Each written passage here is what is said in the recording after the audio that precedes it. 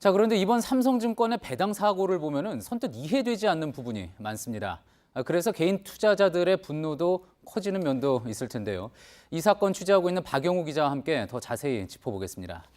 자, 박 기자, 일단 이 사건의 발단, 증권사 실무자의 어처구니 없는 실수였던 거죠. 네, 그렇습니다. 삼성증권 실무자가 직원들이 가지고 있는 자사주의 배당을 하는 과정에서 발생한 일입니다. 예. 배당 지급창에 한 주당 1,000원을 입력해야 하는데 원 대신 주를 입력해버린 겁니다. 그리고 이 주식을 직원들이 실제로 팔면서 주가가 크게 떨어졌습니다. 예, 저희가 어제 팻핑거 에러라는 거 이야기하기도 했는데 이런 실수 일단 할 수 있다고는 칩시다. 자, 그런데 이해가 안 되는 거는 어떻게 이런 대형 증권사에서 이런 실수를 걸러내지 못했고 또 결국 실체도 없는 주식이 실제 매매까지 됐느냐 하는 부분입니다.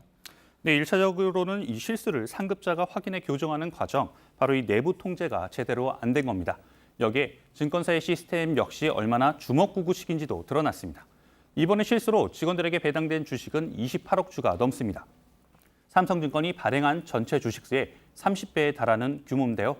그런데도 내부 시스템엔 어떠한 경고 등도 들어오지 않았습니다. 예. 더 황당한 건 전산상으로 입력됐을 뿐 실체가 없는 이 주식이 실제 500만 주가 넘게 매매가 됐다는 겁니다. 문제는 이런 시스템을 운영하는 게 삼성증권뿐만이겠느냐 이런 겁니다. 시장에 이런 의문과 불신이 커지자 금융당국이 오늘 부랴부랴 전 증권사를 대상으로 매매 체결 시스템을 점검하겠다 이렇게 밝혔습니다. 박영우 기자 이야기한 대로 증권시장과 그 제도 전반에 대한 불신으로까지 이어지고 있는 그런 모습입니다.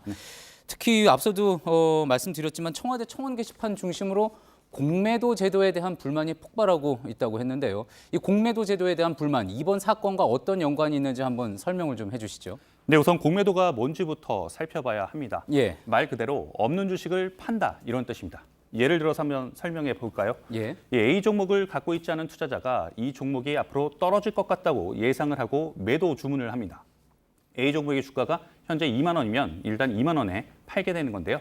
결제는 3일 뒤인데 그때 주가가 16,000원으로 떨어졌다면 이 투자자는 16,000원의 주식을 사서 결제를 해주고 한 주당 4,000원의 시세 차익을 얻게 되는 방식입니다. 예, 그러니까 잠시 정리를 좀 해보면은 예를 들어서 박영우 기자가 주식을 많이 가지고 있습니다. 어떤 기관이거나 연금이거나 제가 이제 주식이 없어서 박영우 기자에게 주식을 빌려서 그것을 파는 거죠. 그래서 현금을 주고 있다가 나중에 그 주식 가격이 떨어졌을 때 그것을 되사서 박영우 기자에게 갚는 겁니다. 그러면 그 차익을 제가 챙기는 거고요. 이런 개념인 거죠. 네, 바로 맞습니다. 예. 국내에도 이런 공매도가 허용이 돼 있는데요. 다만 시장이 혼란해지는 걸 막기 위해서 공매도를 할 때는 먼저 주식을 빌려놔야 합니다. 공매도이지만 주식의 실체는 있는 거죠. 예. 하지만 이번 삼성증권의 경우에는 있지도 않은 주식을 시장에서 팔았습니다. 법으로 금지한 이른바 무차익 공매도와 비슷한 형태가 된 겁니다. 예. 이 대목에서 투자자들이 의심을 갖기 시작합니다.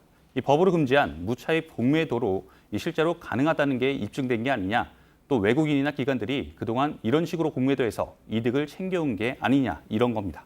원래 그렇지 않아도 외국인이나 기관의 공매도에 대해서 개인 투자자들에 대한 반응은 좋지 않았었잖아요.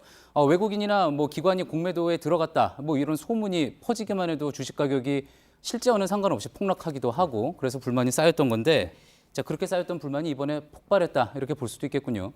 네, 그렇습니다. 공매도를 금지해달라는 청와대 청원이 이틀 새 14만 명 넘게 서명한 데는 그런 배경이 있습니다. 예. 하지만 금융당국은 공매도 자체를 금지하는 건 쉽지 않다고 말하고 있는데요. 이 세계 각국에서 일정하게 공매도를 허용하고 있는데 개방된 시장에서 우리만 이를 금지했을 땐 만만치 않은 부작용이 생길 수도 있다는 겁니다. 예. 다만 공매도 제도에 대한 일반 투자자들의 불만이 확인된 만큼 보완 조치는 필요하다는 지적입니다.